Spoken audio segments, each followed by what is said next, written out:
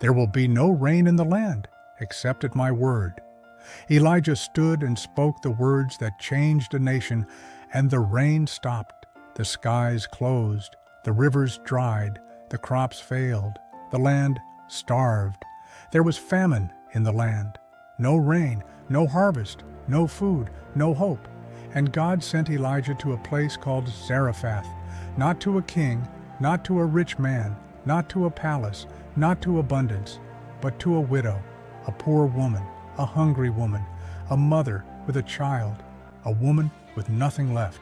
She was gathering sticks, not for a feast, not for a celebration, but for her last meal, the last fire, the last bread, the last hope. Then Elijah called out to her, "Please, bring me a little water in a cup." She turned to go. Then he said, "And bring me a piece of bread too." Her steps slowed, her heart tightened, her hands trembled. Fear rose in her chest, because he didn't know. This was her last meal, her last flour, her last oil, her last hope. Her voice shook as she said, "As surely as the Lord your God lives, I have no bread, only a handful of flour in a jar and a little oil in a jug. I am gathering a few sticks to make a final meal for myself and my son, that we may eat it and die." The words were heavy. The silence was loud.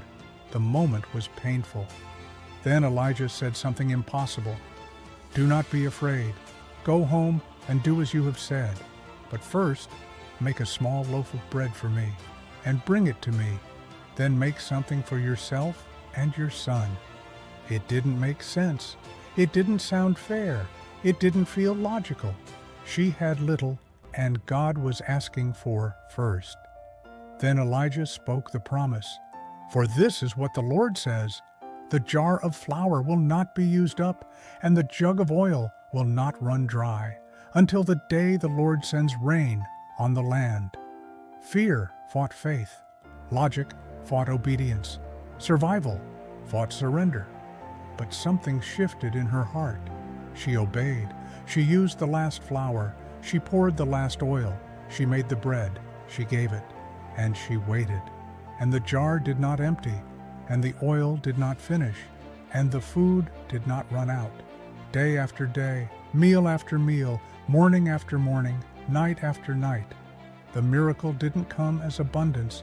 It came as enough for today, enough for tomorrow, enough for survival, enough for life. Sometimes God doesn't give overflow.